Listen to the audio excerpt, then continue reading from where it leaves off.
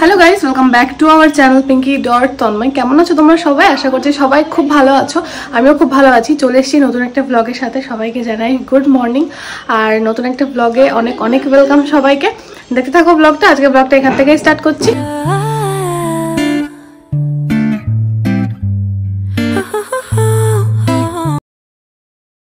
বন্ধুরা, আজকে হচ্ছে সকালবেলা ঘুম থেকে উঠে একবারে ফ্রেশ হয়ে নিয়েছি, স্নান ধান করে। কারণ প্রচণ্ড টায়ার্ড লাগছিল। সকালবেলা ঘুম থেকে উঠে ভাবলাম একবারে ফ্রেশ হই, তারপরে ব্লগটা স্টার্ট করি। তো সকালে শুধুমাত্র খালি পেটে জল খেয়ে স্নান ধান করে এইমাত্র ফ্রেশ হয়ে আসলাম। আর এখন খালি পেটে যে ওষুধগুলো আছে ব্রেকফাস্টের আগে, সেই ওষুধগুলো খেয়ে নেব, তারপরে ব্রেকফাস্ট করব। আজকে মা টিফিন বলতে দুধ তো আছে, বাট যেই সরকারি কার্ড করলে ওখান থেকে ডিম সেদ্ধ আর খিচুড়ি দেয়, তোমরা হয়তো অনেকেই জানো। তো সেই কার্ডটা মা করেছে, 2-3 দিন এনেছে, আমি এখনো খাইনি। তো আজকে মা বললো তুই খেয়ে দেখ, যদি ভালো না লাগে তো খেতে হবে না। তো আজকে ভাবলাম একটু খেয়ে দেখি কেমন হয়, যদি না ভালো লাগে তাহলে আর খাবো না। কিন্তু শুনেছি নাকি ভালো, দেখা যাক কেমন লাগে। তো দেখতে থাকো তোমরা ভিডিওটা। আমি আগে ওষুধটা খেয়ে নিই, তারপরে তোমাদের সাথে একে একে সমস্তটা শেয়ার করছি। যারা চ্যানেলে নতুন আছো অবশ্যই চ্যানেলটিকে সাবস্ক্রাইব করে বেল আইকনটিকে প্রেস করে পাশে থেকো আমার। আর যারা প্রথম থেকে আমার পাশে আছে তাদেরকে তো অসংখ্য ধন্যবাদ। আরেকটা কথা বলার, তোমরা যে এতটা সাপোর্ট করছো আমাকে, এটার জন্য আমি অনেক অনেক বেশি হ্যাপি অ্যান্ড অনেক অনেক ভালোবাসা আমার তরফ থেকে। এভাবে আমার পাশে থেকো। বাট যারা সাবস্ক্রাইব ছাড়া দেখছো, সাবস্ক্রাইব করে প্লিজ দেখো আমার ভিডিওগুলো। আশা করছি ভালো লাগবে। আর একটা করে লাইক আর একটা করে কমেন্ট করো, যাতে আমি আরও বেশি মানে কি বলবো, এনার্জি পাই ভিডিও করার জন্য। কারণ এই মুহূর্তে তোমরা জানো ভিডিও করতে ইচ্ছা করে না, তোমাদের ভালোবাসার জন্যই ভিডিও করতে চাই এবং পারছিও আমি।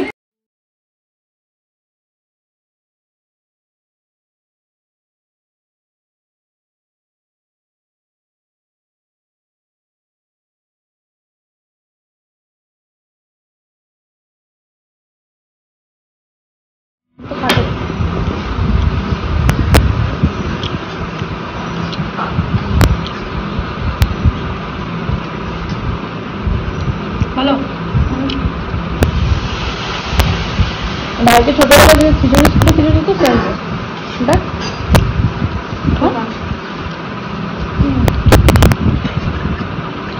চালটা আলাদা হয়।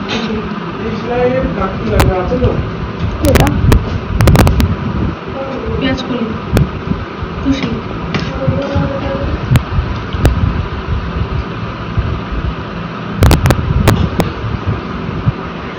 আমাদের এখানে যিনি বানায়, আমাদের বাড়ির পাশে বাড়ি, সব তিনি করেই বানায়।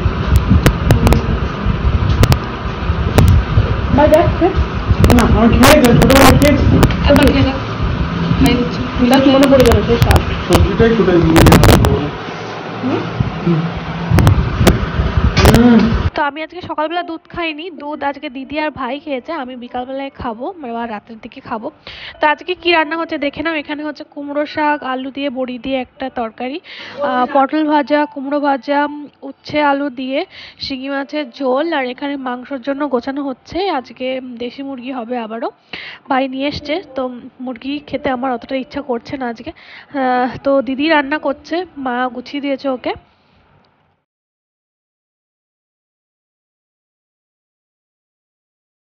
খিচুড়ি খাওয়ার পর আমার একটু খিদে খিদে পেয়ে গেছিলো, তো তাই জন্য আমি একটু চাল ভাজা খেলাম। তারপরে দিদি কষানো মাংস করার পরে আমাকে দিয়ে গেছিলো, বাট আমি এতটা খেতে পারিনি, আমি 2 পিস খেয়েছি। তো দেখো চিকেনটা কিন্তু ভীষণই সুন্দর লাগছে দেখতে, স্মেলটাও খুব ভালো বেরিয়েছে। বাট আমার সেরকম আর খেতে ইচ্ছে করছে না। আমি আজকে 2 থেকে 3 পিস চিকেন খেয়েছি। আর দুপুরবেলা এখন লাঞ্চ করতে বসবো আমরা।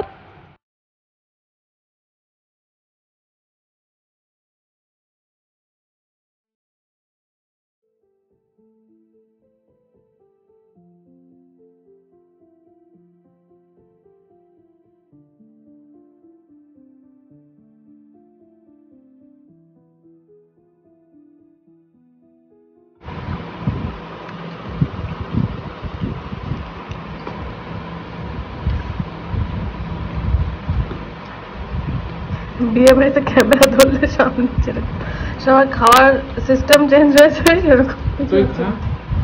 তারপর বিকালবেলার দিকে একটা বাউলি খেলাম, তারপরে মা দিদিকে করে দিতে বললো একটু গুড় দিয়ে নুন দিয়ে লেবু দিয়ে জল, তো সেটা খেলাম। তারপর একটু ফল খেলাম, এই সন্ধ্যার দিকে হয়ে আসলে আর সেরকম ফলটা খেতে ইচ্ছে করে না। তো ভাই গেছিলো বাজারে, ও নিয়ে এসেছিলো এগরোল, বাট আমি পুরোটা খাবো না, হাফটা খেয়েছিলাম। হাফটা খেয়েই মানে ভালো লাগছিল, বেশি খাওয়া তো ঠিক না, তবুও একটু খেতে ইচ্ছে করে, তাই হাফটাই খেলাম। তো চলো দেখতে থাকো তোমরা ভিডিওটা। রাত্রে ডিনার করব একবারে, আর তোমাদের সাথে যেটা শেয়ার করব বলেছি সেটা আমি খাওয়া দাওয়ার পরে তারপর শেয়ার করব। সকালে যেহেতু দুধ খাইনি, এখন এই দুধটা খেয়ে নিচ্ছি কেসের দিয়ে। তো আজকের ভিডিওটা যেটা মেইন টপিক তোমাদের সাথে সেটাই শেয়ার করতে আসলাম। তো রাত্রে ডিনার করে এখন ফ্রেশ ট্রেশ হয়ে স্নান করে নিয়েছি, দিয়ে আজকে রাতে একটু দুধ খেলাম, দেখতেই পেলে তোমরা। তো ভাবলাম এখনই শুয়ে পড়লে শরীরটা খারাপ লাগবে, তাই তোমাদের সাথে একটু আমার কিছু এক্সপিরিয়েন্স শেয়ার করি, যেটা পেরিয়ে এসছি আমি ফার্স্ট যে 3 মাস, মানে ফার্স্ট ট্রাইমেস্টার যেটাকে বলে প্রেগনেন্সিতে।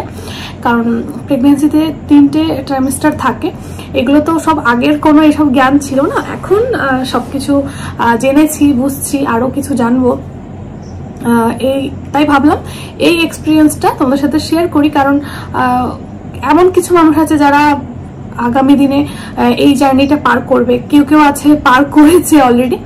তো আমি এরকম প্রচুর ভিডিও দেখে ফেলেছি যারা পার করেছে, আর অ্যাকচুয়ালি এই সময়টা এরকমই হয় যে সবাই সবকিছু না সার্চ করতে থাকে গুগলে, ইউটিউবে, যেখান থেকে যা পাবে, আর নিজের সাথে না মানে দেখে, মানে যে মানে সবাই মানে এটা মেলানোর চেষ্টা করে যে আমার এরকম হচ্ছে কি হচ্ছে না, এরকমটা দেখাচ্ছে, এরকমটা আমার সাথে হচ্ছে কিনা।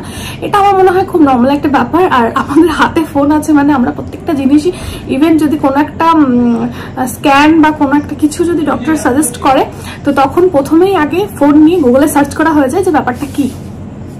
আর এটা খুবই নর্মাল একটা ব্যাপার। তো ফার্স্ট থেকে বলি যে আমার ফার্স্ট যে 3 মাসের এক্সপিরিয়েন্স রয়েছে, যেটা বলে তোমাদেরও সুবিধা হবে যারা তোমরা পরবর্তীতে মা হতে যাচ্ছ। আর সবাইকে মানে এটাই বলবো যে খুব ভালোভাবে যেন তোমাদের সবার এই জার্নিটা কাটে যারা এখন উড বি মাদার। আর তোমরা সবাই প্রে করো যেন আমারও এই জার্নিটা খুব সুন্দরভাবে যায়, আর ও যেন খুব সুস্থভাবে ওকে যেন আনতে পারি পৃথিবীতে, এটাই। তো চলো শুরু করছি। তো প্রথম থেকে বলি, প্রথমে যেহেতু আমার এই ব্যাপারটা সম্বন্ধে কোনো ধারণাই ছিল না, তো আমি প্রচুর এমন এমন কাজ করেছি যে কাজগুলো না করাই উচিত এই মুহূর্তটাতে। যেমন প্রচুর ভারী কাজ বলো, আরো কিছু কিছু খাবার অ্যাভয়েড করা বলো, এই সমস্ত জিনিসগুলো ওই মুহূর্তটাতে করা উচিত নয়, কিন্তু আমি করে ফেলেছিলাম আনফর্চুনেটলি। যেহেতু আমার কোনো সেন্স ছিল না এই সম্বন্ধে, পরে জানতে পারলাম ডক্টর কাছে যাওয়ার পর থেকে, যেদিন থেকে জানতে পারলাম যে হ্যাঁ আমি প্রেগনেন্ট, তখন থেকে এই জিনিসগুলো খুব কেয়ারফুলি মানে নেওয়া উচিত, খুব নিজেকে কেয়ার করা উচিত। অবভিয়াসলি নিজেকে কেয়ার আগে আমরা মানে প্রত্যেকটা মেয়ে অতটা নিজেকে কেয়ার না করলেও যখন জানতে পারে যে তার মধ্যে কেউ আছে, আমার মনে হয় তখন সে নিজেকে আরো বেশি করে কেয়ার করা স্টার্ট করে দেয়। অবভিয়াসলি নিজের জন্য না, তার জন্য, ইভেন তার পাশে থাকা প্রত্যেকটা মানুষ, তার সবার রোল একদম খুব ইম্পর্টেন্ট এই জার্নিটাতে। ফ্যামিলি বলো, হাজব্যান্ড বলো, সবার রোল আলাদা, এবং তখন সবার বিহেভিয়ার, সবার কেয়ারটাও খুব ম্যাটার করে এই জার্নিটাতে। তো যাই হোক, যখন প্রথম ওই দুটো লাইন কেউ দেখে না, জানি না অন্যদের ক্ষেত্রে কি হয়, কিন্তু আমার ক্ষেত্রে ব্যাপারটাকে একসেপ্ট করাটা মানে খুব ডিফিকাল্ট হয়ে গেছিল। প্রথমে দেখে না বিশ্বাস হচ্ছিল না যে সত্যি কি এটা কি না। তো একবার, দুবার, 3 বার, 4 বারও টেস্ট করার পরে তখন মনে হয়েছিল হয়তো হ্যাঁ ঠিক, মানে ব্যাপারটা হয়তো সত্যি। তো যাই হোক, তারপরে তো ব্লাড টেস্ট আছে। ব্লাড টেস্টটা হওয়ার পরে তখন তো পুরো শিওর হয়ে যাওয়া হয়। তো ফার্স্ট উইকে কি হয়, তখন তো জিনিসটা খুবই ছোট, মানে যে থাকে তার সাইজটা কি বলবো খুবই ছোট থাকে। ফার্স্ট সেকেন্ড উইকে আমার মনে হয় যতটা ডক্টর বলেছে একটা পোস্তর দানার মতন থাকে। তো তখন ফিল করা ব্যাপারটা থাকে না, বাট তখন না তাও মনে মনে মানে অনেক কিছু মানুষ ধারণা করে নেয়, অনেক কিছু ভেবে নেয়। আর মানুষ এরকমই হয়, ছোট ছোট জিনিসের ভেতর থেকে না অনেক বড় বড় মানে খুশি বার করে মানে নেয়। আর যদিও এটা ছোট জিনিস নয়, তো তখন যখন শিওর হলাম ব্যাপারটাকে নিয়ে, তখন থেকে তো ডক্টর যেগুলো যেগুলো বারণ করেছিল, ভারী কাজ করা বলো, নিচু হওয়া, সিঁড়ি দিয়ে ওঠা চলা, বেশি হাঁটা চলা, স্ট্রেস নেওয়া, তারপরে স্যাড হওয়া, সবসময় বলেছিল একদম হ্যাপি থাকবে যাই হয়ে যাক। তোমার দাদাভাইকে বলেছিল সব সময় যেন হ্যাপি থাকে, কোনো সময় কোনো যেন টেনশন না নেওয়া হয়। কিছু কিছু ফ্রুটস ছিল যেগুলো খেতে বারণই করেছিল, ফ্রুটস বিশেষ করে। তো এই সব জিনিসগুলো না তখন থেকে একদমই অ্যাভয়েড করা স্টার্ট করলাম। বাট তখন ভাবলাম যে এই জিনিসটা জানার আগে, দুদিন আগেও আমি এমন কিছু কাজ করেছিলাম। জলের ড্রাম হয় না যেগুলো মানে খাই, জলের যে ড্রামগুলো থাকে কিনে যে জলটা আসে, ওই ড্রাম একদিন তো আমাদের দাদাভাই ছিল না, তো একদিন দিদি উল্টেছিল জলটা, আমি একদিন দুদিন উল্টেছিলাম। ওটা তো কতটা ভারী হয় তোমরা জানো, ওটাতে বোধহয় 20 লিটার জল থাকে, হয়তো 20 লিটারই থাকে আমি তো জানি। তো সেটা উল্টেছিলাম, শিলনোড়া বলো, ওপর থেকে নামানো, ধোয়া, দিদি যখন বাড়তো তখন আমি ওরকম করে রেখেছিলাম। তাছাড়া তো আমি আর দিদি মিলে তখন ট্রেডমিলে হাঁটা বলো, গান চালিয়ে নাচ করা বলো, বললাম না যে আমরা আগের ভিডিওটা তোমরা দেখে থাকলে জানতে পারবে যে আমি তখন খুব স্ট্রিক্ট ডায়েট করছি, যে আমি এবার না ডায়েট করব। তো সেই জিনিসগুলো করেছি, প্লাস পেঁপে খাওয়া হয়ে গেল, গরম জল খাওয়া, গরম সেক নেওয়া, এমন এমন কিছু করেছি যেগুলো একদমই উচিত নয় করা। তবে যেটা বলে যেটা থাকা সেটা অবভিয়াসলি ভগবান চাইলে সেটা কখনোই কোনো কিছু খারাপ হয় না। তো ওই সময়টা খুব ভালোভাবে কাটলো। আর যখন শিওর হয়ে গেলাম না, তখন থেকে একটা অন্যরকম ফিলিং নিজের মধ্যে একটা শুরু হয়ে যায়, মানে মা হওয়ার যে ফিলিংটা, তখন থেকেই মনে হয় যে হ্যাঁ এবার কটা দিন পর আর আছে, এখন মা হয়ে যাব।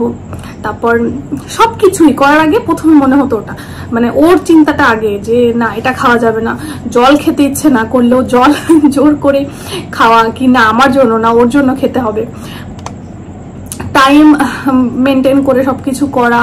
আর এমন এই সময়টাতে আমার মনে হয় প্রথম 3 মাসে না প্রচুর এনার্জি লস হয়ে যায়, মানে খুব কেমন মানে লেজি টাইপের ফিল হয়, ঘুম, মানে আমার ক্ষেত্রে যেটা হয়েছে সেটাই শেয়ার করছি, তোমাদের সাথে কি হয়েছে আমি জানি না, বাট আমার সাথে যদি ম্যাচ করে অবশ্যই আমাকে কোনগুলো ম্যাচ করছে আমি বলবে। হ্যাঁ, প্রচন্ড ঘুম আসতো, কোনো টাইম নেই, সবসময় মনে হতো লেজি ফিল হচ্ছে, এনার্জি পুরো লস হয়ে গেছিল আমার, কিছুই করতে ভালো লাগতো না, ভীষণ ইরিটেট ফিল হতো, কোনো ছোট ছোট কথা হয়তো সেটার কোনো রিজনই নেই সেটা নিয়ে রাগ করার বা রিয়াক্ট করার, বাট আমার তখন খুব ইরিটেট হতো ব্যাপারগুলো নিয়ে, যেটা আমি এই প্রেগনেন্সি জানার আগের থেকেই স্টার্ট হয়ে গেছিল। বাট এগুলো যে একটা সিমটমস সেটা আমি জানতাম না, পরে তো অনেক হয় না সার্চ করা করে করে জানতে পারলাম যে হ্যাঁ এরকমটা হয়, এরকমটা নর্মাল ব্যাপার।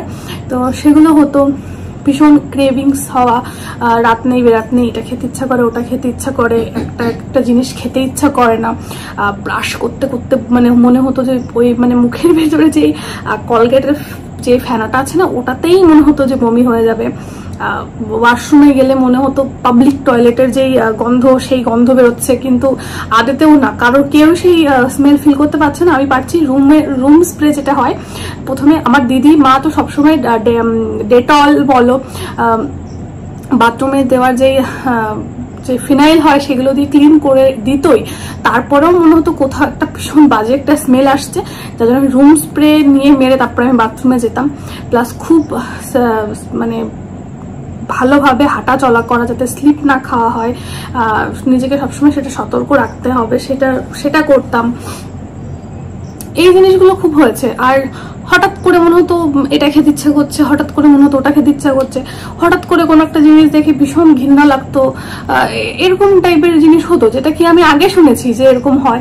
তারপরে এরকম স্বপ্ন দেখে মানুষ, তো এরকমও স্বপ্ন দেখে মানুষ, কি করে সম্ভব? কারণ কি আগে তো এরকম টাইপের কিছুই দেখিনি। তো আমি অ্যাকচুয়ালি বলছি না স্বপ্ন কি, আমি পরে বলবো তোমাদেরকে এইসব ব্যাপারে, মানে আফটার 9-10 মান্থ তারপরে তোমাদেরকে এগুলো শেয়ার করবো যে আমি কি স্বপ্ন দেখতাম না দেখতাম।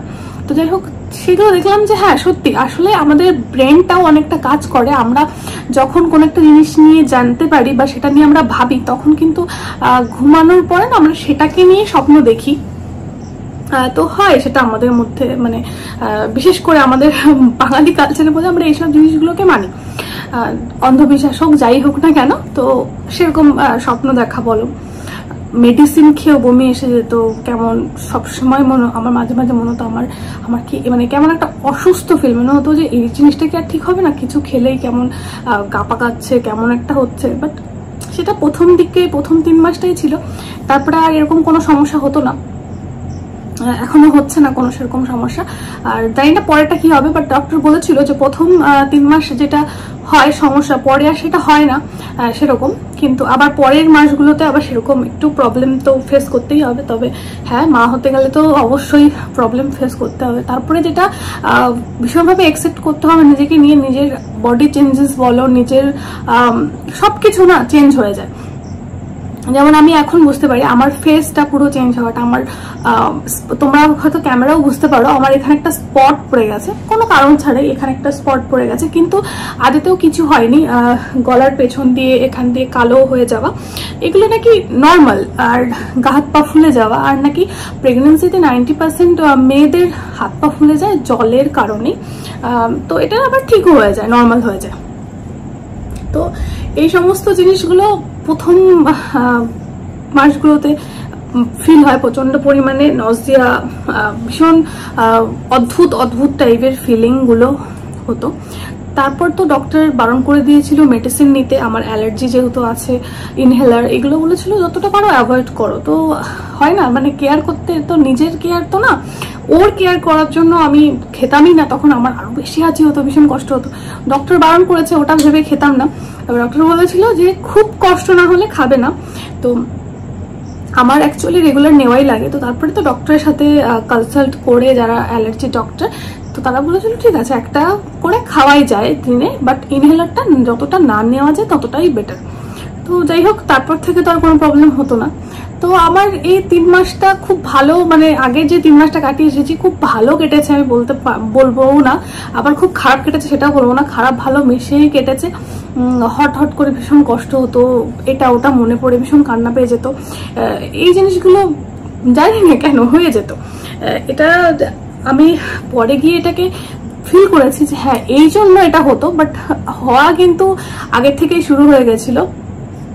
এরকম হয়েছে, দিদিকে আমি বলে যাচ্ছি এই ঘর থেকে আমি স্নান করতে যাচ্ছি, কিন্তু আমি এদিকে দিদি এই ঘরটাতে রয়েছে, তোমরা যারা আমার আগের ব্লগ দেখছো তারা জানতে পারবে, দিদি যে ঘরটাতে শুধু সেই ঘরে যে আমি শুয়ে পড়েছি, ঘুমিয়ে পড়েছি, অথচ আমার কোনো জ্ঞান নেই যে আমি ওখানে এসে কখন ঘুমিয়ে পড়লাম, মানে এত ঘুম পাচ্ছে।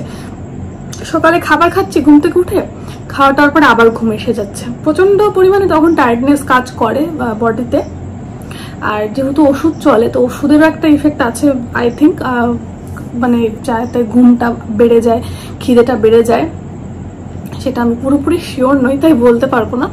তো এরকমই ছিল আমার ফার্স্ট 3 মাসের জার্নি, খুব সুন্দর ছিল। আর অবশ্যই এই সময়টাতে আমাকে আমার ফ্যামিলি, দিদি আর হাজব্যান্ড, মা সবাই ভীষণভাবে সাপোর্ট করেছে, কারণ আমার প্রত্যেকটা সময় মন খারাপ থাকলে তারাই আমাকে সবসময় হ্যাপি করতো। আমার ঘুরতে যাওয়া পুরো বারণ ছিল, মানে বাইরে বেরোনো, কোনো রকম কোনো জার্নি করা, বাইকে ওঠা, কোনো গাড়িতে ওঠে, ইভেন এই জন্য আমার কলেজও অফ করে দিতে হয়েছিল, ম্যামরা সেটা জানতো, তাই জন্য আমার হাজব্যান্ড গিয়ে যা যা প্রয়োজন হতো প্রজেক্ট আমি বাড়ি থেকে করতাম, ম্যামরা সাইন করে দিত, ম্যামরাও খুব সাপোর্ট করেছে আমাকে। তো আমার যখন যেটা খেতে ইচ্ছে করতো তখনই সেটা আমি বললে মুখের সামনে সেটা পেয়ে যেতাম। এখন ইভেন এখনো অবশ্যই সেটা সেমই আছে, সেটাই হয়। এদিনকে মাটন খেতে ইচ্ছা করছে, তো কালকে চিকেন, তো পরশুদিন মাছ, প্রথম দিকটাতে এরকম ইচ্ছে করতো, হয়তো অনেকটা খেতে পারতাম না, বাট ইচ্ছা করতো এক একদিন এক একটা খেতে। এটা মানে যেটা নিয়ে কেউ ভাবছেই না সেরকম কিছু খেতে একটা চেয়েলাম মার কাছে। আর মা তো এরকমই, মানে শুনলে তো আর না খাইয়ে তো ছাড়বে না। দিদি বলো, তন্ময় বলো, ভীষণ ভাবে কেয়ার করেছে, এখনো করছে আমাকে। আর তোমরা তো জানোই, তোমাদেরকে নতুন করে বলার কিছু নেই যে তন্ময় কেমন। আর আমি নিজের থেকে অত মুখ দিয়ে বাড়াওয়া করতেও চাই না, কারণ যে ভালো না তাকে বারবার ভালো বলার প্রয়োজন হয় না, তার সেই রূপটা সবাই বুঝেই যায় দেখে। তো সেটাই আর কি। তো আমি ভীষণ মনে করি আমি ভীষণই লাকি, ভীষণই ব্লেসড যে এরকম একটা ফ্যামিলি পেয়েছি যারা এরকম আমাকে প্রত্যেকটা মুহূর্তে এতটা সাপোর্ট করে প্রতিটা জিনিস নিয়ে। আমি তখন ঘুরতে বেরোনো আমার পুরো বারণ, তবুও আমার মন খারাপের জন্য, যেহেতু এমন একটা অভ্যাস ছিল আমার, তোমরা জানো প্রত্যেক 2 দিন 3 দিন অন্তর অন্তর আমি ঘুরতে বেরোতাম, আমি, দিদি বা তন্ময়। আমি মানে কখনো সেরকম ভাবে না বাড়িতে 1 সপ্তাহ 10 দিন স্টে করেছি এরকম বলে আমাদের মনে পড়ে না। পাশে নরেন্দ্রপুর বা সোনারপুর বাজার হলেও আমরা ঘুরতে বেরিয়েছি। তো সেই সময়টাতে টানা এতদিন ঘরের ভেতর থাকাটা মানে ভীষণ আমার জন্য খুব কষ্টের হয়ে গেছিল। তো আমার মনে আছে তোমার দাদাভাই ভীষণভাবে উবেরওয়ালাকে বলেছিল একদম স্লো যাবে, কোনোভাবে যেন কোনো 1 ঘন্টার জায়গায় 2 ঘন্টা লাগুক, আমি বেশি টাকা দেবো, বাট একদম স্লো যাবে। দিয়ে আমাকে নিয়ে মেট্রোপলিসের ওখানে গেছিল, দিদি, আমি, মা, ভাই ও সবাই মিলে গেছিলাম। তো ওইটুকুতেই ভীষণ মন ভালো হয়ে গেছিল। তো এই ছোট ছোট জিনিসগুলো না অনেক বেশি হ্যাপি করে দেয় একটা মেয়েকে এই সিচুয়েশনটাতে। আর এই সাপোর্টটা ভীষণ দরকার। আর আমার মনে হয় ফ্যামিলির সাথে থাকলে, ফ্যামিলির ব্লেসিং সাথে থাকলে, ভালোবাসা থাকলে কোনো প্রবলেমই আর পাশে আসতে পারে না। তো আমি কিন্তু বেরিয়েছি, ঘুরেছি, সাবধান থেকে অবশ্যই। তবে হ্যাঁ, আমাকে ভীষণভাবে সবাই প্যাম্পার করেছে, করছে, কেয়ার করছে। আর নিজের কেয়ার তো অবশ্যই এই সময় নিজের কেয়ার নিজেকে ভীষণভাবে করা উচিত। তো ফার্স্ট দিকটাতে যেরকম হতো এখন আর সেটা হয় না। যে ঘুমের ব্যাপারটা, আগে প্রচন্ড ভালো ঘুম হতো আমার। অ্যাকচুয়ালি প্রেগনেন্সি টাইমের আগে আমার ঘুম নিয়ে খুব একটা প্রবলেম ছিল। আমার খুব তাড়াতাড়ি ঘুম আসতো না। আমার মাথায় হাত না বুলিয়ে দিলে, মাথায় হাত দিয়ে না মানে একটু মানে শ্বশুর করলে আমার ঘুম আসতো না। এটা তোমার দাদাভাই রোজকার রাতের ডিউটি ছিল। বাট আমি যখন থেকে কনসিভ করেছি না, তখন থেকে আমি একটা জিনিস খেয়াল করেছি, আমার ঘুম প্রচন্ড বেড়ে গেছিল। কিন্তু এখন আবার ঘুম অতটা হয় না, আসে না, ঘুম ভেঙে যায়। তো এটা বডি টু বডি ম্যাটার করে। সবার যে সেম সিমটমস থাকবে এমনটাও নয়। এমন দেখেছি অনেককে যারা এই টাইমটাতে ভীষণ অসুস্থ হয়ে পড়ে, ভীষণভাবে মানে মানে বমি করছে, খেতে পাচ্ছে না, অসুস্থ হয়ে পড়ছে পুরো, সেরকমও দেখেছি। আবার এমন কিছু মানুষকে দেখেছি যারা একদম স্ট্রং, মনেই হবে না যে তারা প্রেগনেন্ট। তো এটা বডি টু বডি ভ্যারি করে, কার বডিতে কেমন কি মানে রিয়াক্ট হবে এই সিমটমসগুলো। তো এটাই আগামী দিনে যারা মা হতে চলেছো তাদের জন্য অনেক অনেক বেস্ট উইশেস। ভয় পেও না, কোনো কিছুরই ভয় নেই। এই জার্নিটা খুবই সুন্দর আর পুরোটাকে ফিল করা উচিত। কোনো নেগেটিভিটি, কোনো ভুল ভাল মানুষ, কোনো কিছু নিয়ে চিন্তা করার দরকার নেই।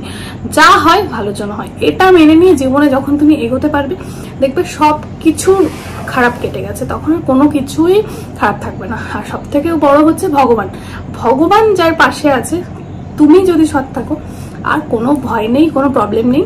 আর আমরা দুজনেই ভীষণ হ্যাপি ছিলাম ব্যাপারটাকে নিয়ে। বাট প্রথমে যেহেতু এই সম্বন্ধে আমাদের কোনো ধারণাই ছিল না, তাই আমরা একটুখানি হেজিটেট ফিল করছিলাম প্রথমে এটাকে নিয়ে কনফার্ম হতে, যে ফার্স্টেই এই দাগটা দেখেই শিওর কি করে হয়ে যাব, কিংবা এটাকেই মেনে নেওয়া ঠিক কিনা।